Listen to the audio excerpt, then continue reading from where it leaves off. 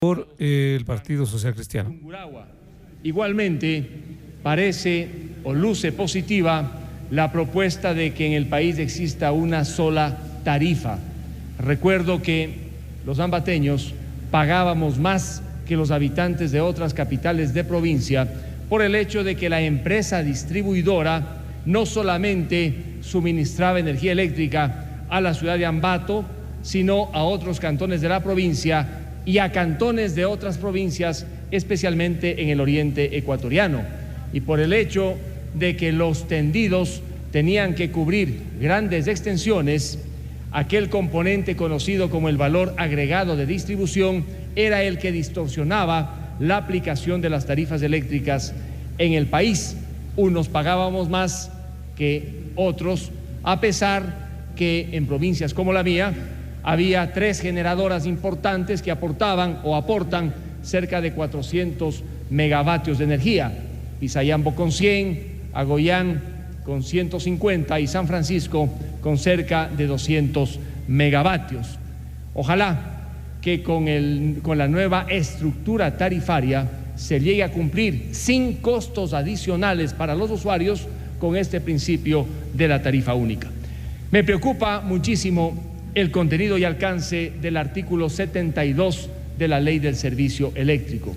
En este artículo se establecen 2 supuestos por los cuales las empresas distribuidoras de energía no tendrían responsabilidad alguna cuando se suspendiere el suministro. En el un caso, no tendrían responsabilidad si la suspensión del suministro ocurre por trabajos que realiza la empresa, siempre y cuando se haya dado aviso a los usuarios. Pero lo grave aquí es que tampoco serán responsables, según lo que dice el artículo 72 de la ley, las empresas distribuidoras cuando la suspensión ocurra por fuerza mayor o caso fortuito comprobado por la dependencia pública Arconel. Esto sí llama mucho la atención porque no tendrán posibilidad alguna de demandar los usuarios en el evento de suspensión del suministro si la autoridad administrativa dice que hubo caso fortuito o fuerza mayor.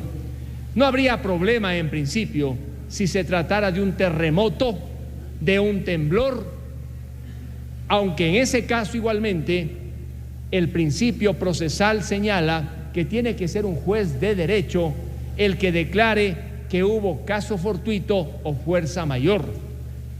Inclusive, en esos casos podría ocurrir del temblor o del terremoto que la suspensión en el suministro no haya sido ocasionada directamente por el fenómeno natural, sino por una instalación deficiente de los tendidos y cableados. Y cobra importancia lo que afirmo, una vez que se ha incorporado en el artículo 65 la obligación de los urbanizadores y lotizadores de colocar los tendidos eléctricos. La responsabilidad, por lo tanto, se encuentra compartida con aquellos que en urbanizaciones o lotizaciones asumen una responsabilidad conjunta con municipios y con las empresas distribuidoras. ¿Por qué preocupa este hecho, señora presidenta y señores legisladores? Porque 3 artículos de nuestra Constitución, el artículo 11, numeral 9, el artículo 52 y el artículo 53, que tratan de la responsabilidad del Estado cuando hay mala prestación de servicios públicos y también sobre los perjuicios que reciben los consumidores de empresas privadas, digo, estos 3 artículos constitucionales no le dan cobertura para que el artículo 72 excluya la responsabilidad de las empresas distribuidoras cuando se produce fuerza mayor o caso fortuito. En el artículo 11, numeral 9 de nuestra Constitución, está consagrada la responsabilidad objetiva del Estado por deficiente o mala prestación del servicio público. El artículo 53, que es aparentemente contradictorio con el artículo 11, establece una especie de responsabilidad subjetiva, esto es, que el Estado responda cuando hay negligencia o descuido en la atención Pero una cosa es la atención en el servicio público y otra es el suministro, la prestación como tal.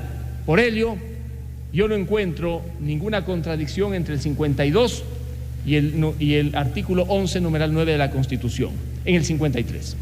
Sin embargo, el artículo 52, que parecería que sustenta lo que se señala en el artículo 72 de la ley, no es aplicable, porque el artículo 52 de la Constitución, que dice que no habrá responsabilidad cuando la deficiente prestación o la carencia se realice por fuerza mayor o caso fortuito, no es aplicable a las empresas distribuidoras, sino que forma parte de la relación entre el consumidor y la empresa privada. Por ello, desde mi punto de vista, lo que señala el artículo 72 de la ley en su primera parte no tiene sustento constitucional y constituye una restricción adicional para aquel usuario que sufre un daño por la suspensión del suministro en el supuesto de que exista fuerza mayor o caso fortuito, no pueda reclamar, porque la autoridad administrativa y no la judicial es la que dice si hubo o no fuerza mayor o caso fortuito. Con esta disposición del artículo 72 resulta perjudicado el usuario y altamente favorecido el funcionario público, especialmente debido al diseño que trae la nueva ley, un diseño institucional centralista que consagra más poderes en beneficio del Ministerio de la Electricidad, dado que bajo la égida institucional del ministro de Electricidad operarán y funcionarán empresas, inclusive distribuidoras. Yo solicito que se elimine la competencia del funcionario administrativo en el artículo 72 arconel para determinar si hubo o no fuerza mayor o caso fortuito, pues esa determinación solamente la puede hacer un juez de derecho una vez que se ventile el trámite correspondiente por la vía judicial.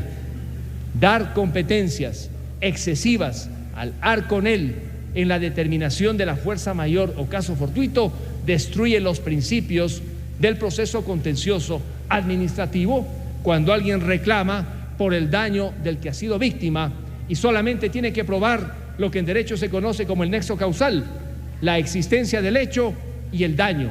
Y si la entidad pública, sobre todo en actividades riesgosas como la energía, como el suministro de energía eléctrica, únicamente puede en principio liberarse de responsabilidad alegando que el daño se produjo por culpa de la propia víctima, por culpa de un tercero y en términos generales si hubo fuerza mayor o caso fortuito. La vicepresidenta de la Asamblea, la honorable Aguiñaga, se refería a la responsabilidad ambiental a la que ahora estarían sometidas las empresas distribuidoras.